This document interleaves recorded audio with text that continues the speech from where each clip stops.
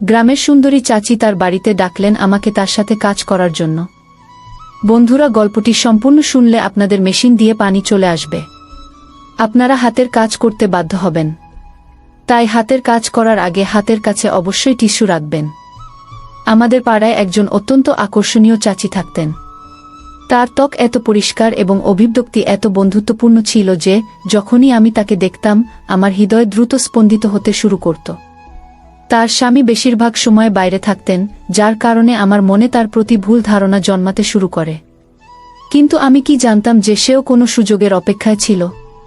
একদিন আমি গলি দিয়ে যাচ্ছিলাম, তখনই তিনি কোনো অজুহাতে আমাকে তার বাড়িতে ডাকলেন। আমি তার বাড়িতে গেলে তিনি আমাকে একটি ঘরে বসতে বললেন। আমি নিঃশব্দে সেই ঘরে গিয়ে বসে পড়লাম। কিছুক্ষণ পরে যখন চাচি ঘরে এলেন তখন তিনি একটি হালকা নাইটি পরেছিলেন। তাকে দেখে আমার শ্বাস রুদ্ধ হয়ে গেল। আমি তাকে কাজ সম্পর্কে জিজ্ঞাসা করলে তিনি এমন কিছু বললেন যে আমার মনে আনন্দের ঢেউ বয়ে গেল। তারপর সেই দিন আমি তার সাথে পুরো সময় কাটালাম। আমার নাম অরুণ, আমার বয়স 22 বছর। আমাদের বাড়ির পাশে একজন চাচি থাকতেন যার স্বামী প্রায় বাইরে থাকতেন। সেই চাচি একা বাড়িতে থাকতেন।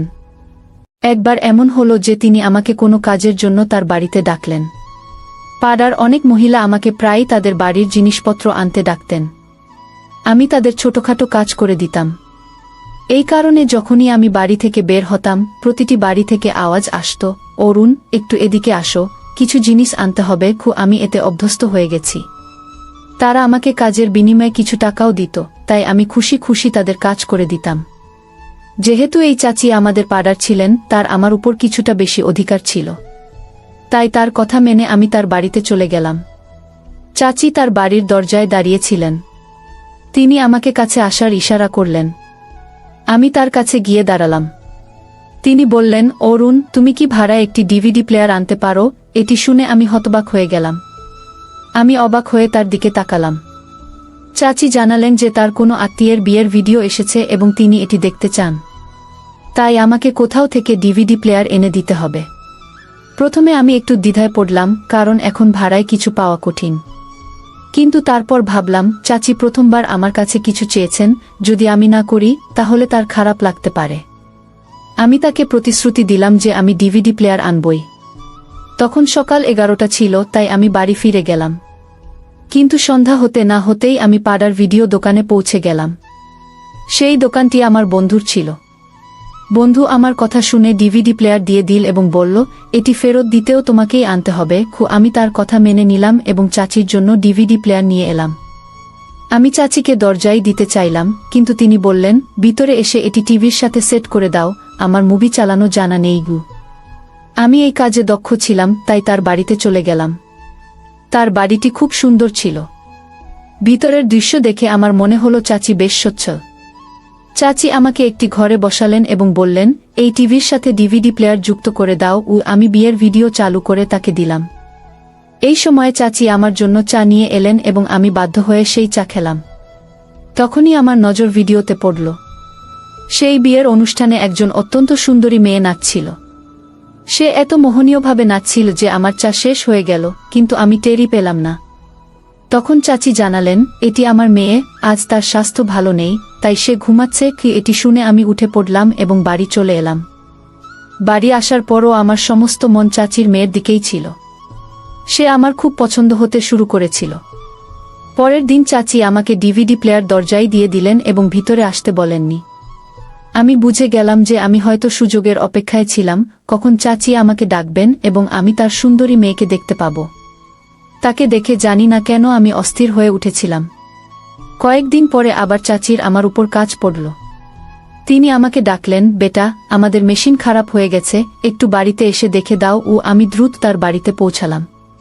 মেশিন চেক করলে দেখলাম তাতে একটি কাপড় আটকে আছে। আমি কাপড় বের করে মেশিন চালু করলাম, এটি চলতে শুরু করল। এটি দেখে চাচি খুশি হয়ে বললেন, শুক্রিয়া, এটি ঠিক হয়ে গেছে। আমার কাপড় ধোয়া ছিল। তারপর তিনি বললেন, আমার মেয়ের ঘুম থেকে ওঠার সময় হয়ে গেছে।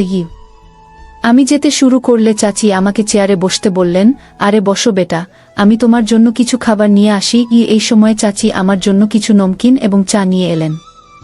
আমার মনে হতে শুরু করল যে চাচির মেয়ে বাড়িতেই আছে, কিন্তু এখনো পর্যন্ত আমি তাকে দেখিনি। এখন আমার ধৈর্য শেষ হয়ে যাচ্ছে যে কখন আমি খালার মেয়েকে দেখতে পাব। আমি তাকে বিয়ের ভিডিওতে দেখেছিলাম, কিন্তু জানি না সেটা কত পুরনো ছিল। চাচি এত সুন্দরী ছিলেন যে আমি ভাবতে শুরু করলাম তার মেয়ে কত সুন্দর হবে। ঠিক তখনই চাচি বললেন, তুমি একটু অপেক্ষা করো, আমার মেয়ে এখনই আসবে, আমি তোমাকে তার সাথে পরিচয় করিয়ে দেব। চাচি তার মেয়ের কথা বলছিলেন, এমন সময় তার মেয়ে বাথরুম থেকে বেরিয়ে এল। সে জানত না যে আমি সেখানে আছি, তাই সে শাল ছাড়াই বেরিয়ে এসেছে। তাকে দেখে আমার চোখ ছানাবড়া হয়ে গেল। সে কোনো অপ্সরার থেকে কম ছিল না। তার ভেজা চুল থেকে বোঝা যাচ্ছিল যে সে এইমাত্র গোসল করে এসেছে। সে নীল রঙের একটি স্যুট পরেছিল যাতে সে অত্যন্ত আকর্ষণীয় দেখছিল। তাকে দেখে আমি হতবাক হয়ে গেলাম। আমি দ্রুত উঠে দাঁড়ালাম। চাচি তার মেয়েকে বললেন, এ আমাদের প্রতিবেশী অরুণ, খুব ভালো ছেলে, আমার অনেক কাজ করে দেয়। এ কথা শুনে তার মেয়ে আমাকে এক নজর দেখে তার রুমে চলে গেল। চাচি বললেন, সে অপরিচিতদের সাথে বেশি কথা বলে না। আমার মেয়ে কম বয়সে অনেক কিছু সহ্য করেছে গি। তারপর কথায় কথায় আমি তার স্বামীর সম্পর্কে জিজ্ঞাসা করলাম। এই প্রশ্নে তিনি একটু বিব্রত হয়ে গেলেন। তিনি গভীর শ্বাস নিয়ে বললেন, তিনি গত 12 বছর কানাডায় আছেন কিন্তু কখনো ফেরেননি। তিনি প্রতি মাসে এত টাকা পাঠান যে আমাদের কোনো অভাব হয় না। কিন্তু আমার শুধু একটি মেয়ে আছে এবং আমার স্বামীও দূরে, তাই বাড়িতে পুরুষের অভাব বড়ই অনুভব হয়। কেউ থাকত যে বাইরের কাজগুলো সামলাত। গিয়ে কথা বলতে বলতে তার মুখে এক অদ্ভুত বিষাদ ফুটে উঠল। আমার তার উপর খুব দুঃখ হল। আমি বললাম, আপনি চিন্তা করবেন না, যখনই আপনার কোনো কাজের প্রয়োজন হবে আমাকে ডাকবেন, আমি আপনার সব কাজ করে দেব। আমি সারাদিন ফাঁকা থাকি, আমাকে আপনারই মনে করুন। এ কথা শুনে চাচি খুব খুশি হলেন। এরপর আমি প্রায়ই তাদের বাড়ির আশেপাশে ঘুরতে শুরু করলাম।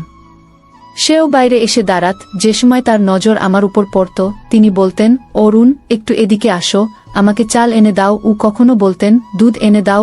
আমি দৌড়ে তার সব কাজ করে দিতাম। একদিন তাদের বাড়ি থেকে একটি মিষ্টি কণ্ঠ ভেসে এল, অরুণ, একটু এদিকে আসো। যখন আমি দেখলাম, আমার হুঁশ উড়ে গেল। এটা চাচির মেয়ে রানী ছিল। আমি দ্রুত তার কাছে গেলাম। তিনি বললেন, আজ আমার মাম্মির শরীর ভালো নেই, প্লিজ দুধ এনে দাও। আমি দোকানে গেলাম, দুধ কিনে ফিরে এলাম। আমি দরজা খটখট করতেই রানী খুলে দিল। আমি বললাম, দুধ এনেছি। তিনি দূর থেকে বললেন, প্লিজ ভিতরে এসে দুধ দিয়ে যাও। আমি ভিতরে গেলাম। এরপর তিনি বললেন, মাম্মির পাশে একটু বসে থাকো। আমি তার রুমে গেলাম যেখানে চাচি ঘুমাচ্ছিলেন। ঠিক তখনই রানী জিজ্ঞাসা করল, অরুণ, চা খাবে? তার কণ্ঠে যেন কিছু জাদু ছিল। আমার মুখ থেকে হ্যাঁ ছাড়া আর কিছু বের হলো না। আমি খুব ঘাবড়ে গিয়েছিলাম, কিন্তু তার মুখে এক অদ্ভুত হাসি ছিল যা আমি বুঝতে পারিনি। কিছুক্ষণ পরে তিনি চা নিয়ে এলেন এবং বললেন, মাম্মি তোমার অনেক প্রশংসা করেন, তুমি কি করো? আমি বললাম, আমি সারাদিন ফাঁকা থাকি। এ কথা শুনে তিনি হেসে ফেললেন। তিনি হাসতে খুব সুন্দর লাগছিলেন। তারপর তিনি কিছু ভেবে বিষণ্ণ হয়ে গেলেন। চা খাওয়ার সময় আমি কখনো চাচিকে দেখতাম, কখনো রানীকে, আবার কখনো নিচু করে নজর ফিরিয়ে নিতাম। রানীর বয়স হবে 24 থেকে 25, কিন্তু এত সুন্দরী ছিলেন যে 19 বছরের মনে হতো। আমি জিজ্ঞাসা করলাম, তুমি কি করো? তিনি বললেন, আমি 19 বছরের ছিলাম যখন আমার বাবা আমার বিয়ে দিয়েছিলেন। কিন্তু কয়েক মাস পর আমার স্বামীর মৃত্যু হয়।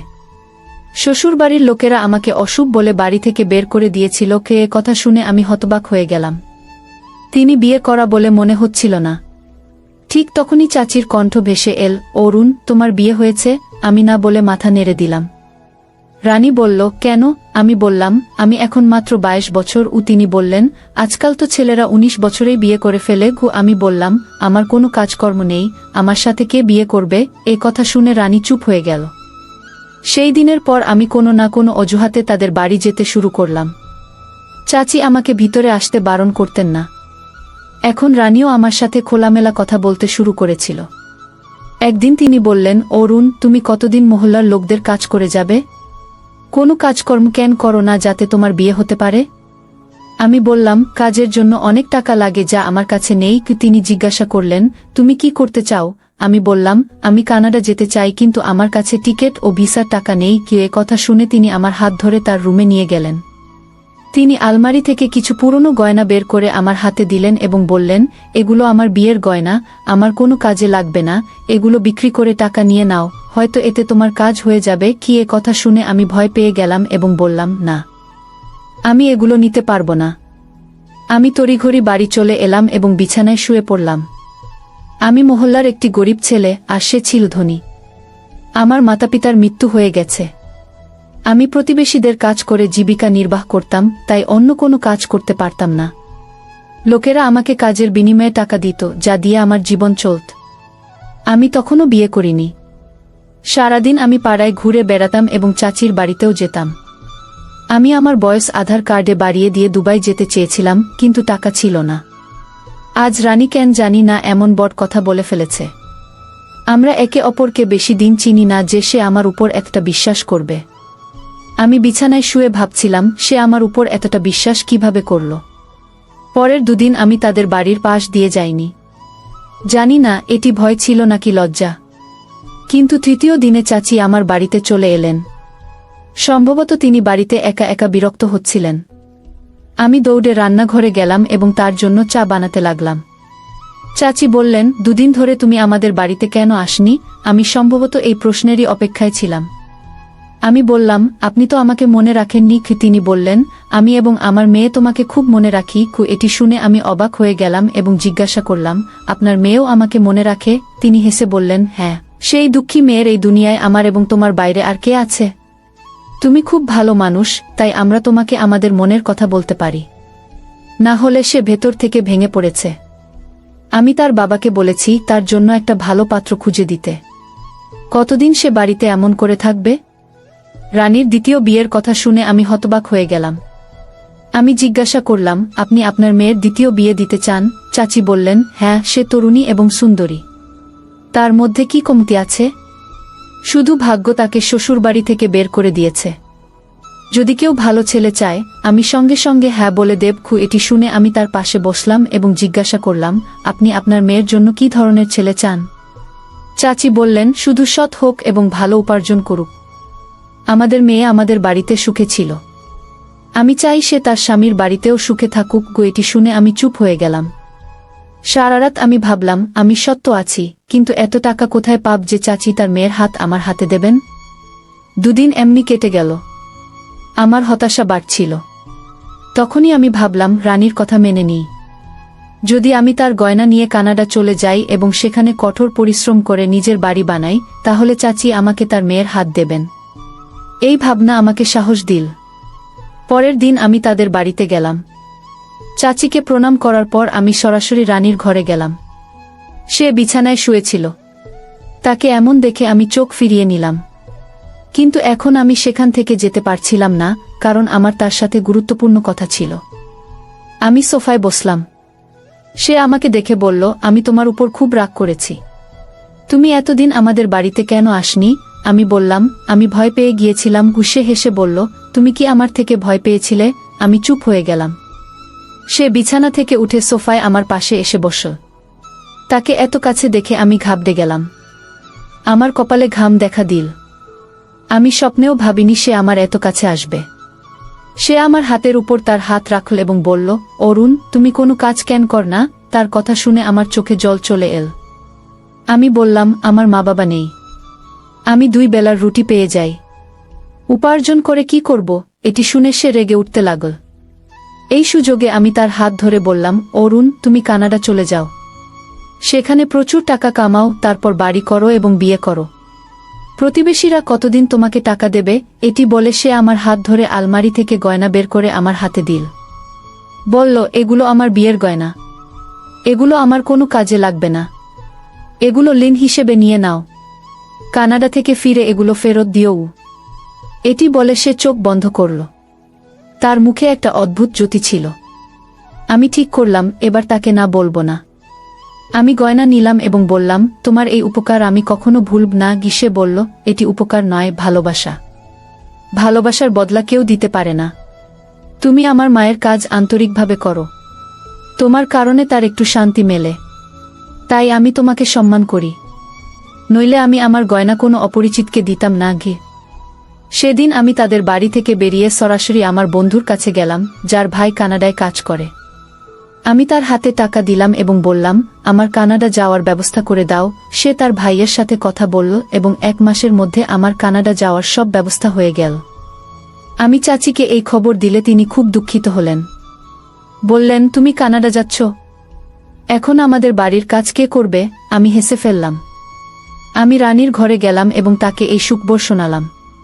সে খুব খুশি হলো এবং বলল, অরুণ, মন দিয়ে কাজ করবে। আমি চুপি চুপি বললাম, মন দিয়ে কাজ করব না, কারণ আমি আমার হৃদয় তাই এখানেই ছেড়ে যাচ্ছি। এই বলে আমি সেখান থেকে চলে গেলাম। জিনিসপত্র বেঁধে বিমানবন্দরে পৌঁছে গেলাম। প্রথম মাসটা আমার জন্য খুব কঠিন ছিল। আমি সেই বন্ধুর ভাইয়ের সঙ্গে কাজ করতাম যে আমাকে কানাডা ডেকেছিল। সেখানকার কাজ বুঝতে আমার 1 মাস লেগে গেল। কিন্তু যেই কাজ বুঝতে পারলাম, আমি প্রথমে চাচিকে ফোন করলাম এবং আমার সুস্থতার খবর দিলাম। চাচি আমার কথা শুনে খুব খুশি হলেন এবং আমাকে অনেক দোয়া দিলেন। তারপর ফোন রানীর হাতে দিলেন। আমার হৃদয় দ্রুত স্পন্দিত হতে লাগল। আমি বুঝতে পারছিলাম না যে তাকে কি বলবো। সে নিজেই আমার সঙ্গে কথা বলতে শুরু করল। বলল, টাকা জমাতে থাকো, অযথা খরচ করো না, যাতে তুমি শীঘ্রই বিয়ে করতে পারো। আমি হেসে উঠলাম। সম্ভবত সেও আমাকে ভালোবাসতে শুরু করেছিল। আমি প্রতি সপ্তাহে তাদের বাড়িতে ফোন করতাম। চাচি কিছুক্ষণ কথা বলার পর ফোন রানীর হাতে দিতেন। তারপর আমরা দীর্ঘক্ষণ কথা করতাম। এতে আমার মন শান্ত হতো এবং আমি আবার কাজে মন দিতাম। যখন আমার প্রথম বেতন এল, আমি রানীকে জিজ্ঞাসা করলাম, আমি কানাডা থেকে তোমার জন্য কি আনব? সে লজ্জা পেয়ে গেল এবং বলল, আমার কিছু চাই না। আমি অনেক জোর করলাম, কিন্তু সে এড়িয়ে গেল। আমি ভাবলাম, সে আমার সাহায্য করেছিল, তাই আমি তার জন্য অবশ্যই কিছু পাঠাব। কিন্তু সে গিফটের নাম শুনে চুপ হয়ে যেত। আমি প্রতি সপ্তাহে তাকে জিজ্ঞাসা করতাম, তোমার জন্য কি আনব? একদিন সে বলল, তুমি এত জোর দিচ্ছ, তাহলে আমার জন্য তা নিয়ে আসো। আমি হেসে বললাম, আমারও একটি শর্ত আছে। সে বলল, কি শর্ত? আমি বললাম, এই কথা আমি আসার পর বলবো। আমার কথা শুনে সে চুপ হয়ে গেল। এভাবে আমার 2 বছর হয়ে গেল। আমার ভিসা শেষ হয়ে গেল। আমি ভিসা নবায়ন করলাম, কিন্তু বাড়ি ফিরলাম না। আমি যেতেও চাইনি, কারণ যে উদ্দেশ্যে এসেছিলাম তা পূরণ করতে চেয়েছিলাম। আমার উদ্দেশ্য ছিল প্রচুর টাকা কামানো। কিছু সময় পর আমি ছুটি নিলাম। ছুটি পেয়েই আমি ফিরে এলাম। চাচির সঙ্গে দেখা করলাম। তিনি আমাকে দেখে খুব খুশি হলেন এবং আমাকে জড়িয়ে ধরে বললেন, তুমি তো খুব স্মার্ট এবং হ্যান্ডসাম হয়ে গেছো।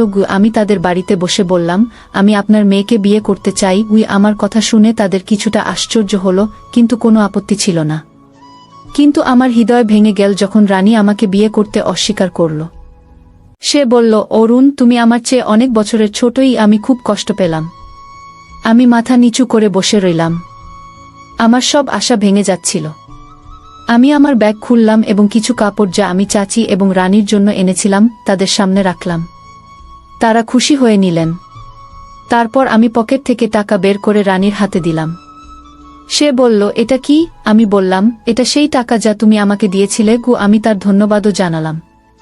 তিনি নিঃশব্দে টাকা নিয়ে আলমারিতে রাখলেন। আমি তাদের কাছ থেকে বিদায় নিয়ে বাড়ি চলে এলাম। মন চাইছিল যে পরের দিনই ফেরার টিকিট কেটে কানাডা চলে যাই। যাই হোক, এখন এখানে আমার কেউ ছিল না। রাতের খাবার খাওয়ার মন ছিল না। আমি নিঃশব্দে আমার ঘরে শুয়ে পড়লাম।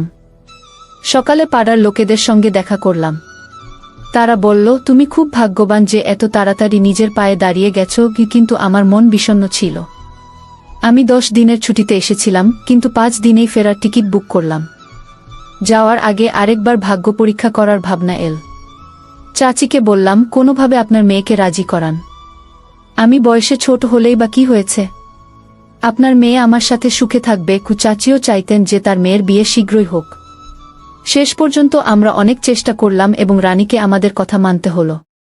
তার হ্যাঁ শুনে আমার খুশির সীমা রইল না। আমাদের বিয়ে হয়ে গেল। আমি আমার প্রেম পেলাম। আমি তাকে আমার সাথে কানাডা নিয়ে গেলাম। এখন আমার ভালো চাকরি এবং নিজের বাড়ি আছে। আমাদের 2টি সন্তান আছে এবং আমরা সুখী জীবন যাপন করছি। তাই বন্ধুরা, এটা ছিল আমাদের আজকের চমৎকার এবং রোমাঞ্চকর গল্প। আপনি এই গল্পটি কেমন লাগলো আমাদের কমেন্ট করে জানাবেন। আপনার মতামত আমাদের জন্য খুব গুরুত্বপূর্ণ। যদি গল্পটি ভালো লাগে, লাইক করুন, বন্ধুদের সঙ্গে শেয়ার করুন এবং আমাদের চ্যানেল সাবস্ক্রাইব করতে ভুলবেন না, যাতে আপনি আসন্ন মজার গল্পগুলি থেকে বঞ্চিত না হন। তাহলে দেখা হবে পরের গল্পে। ধন্যবাদ।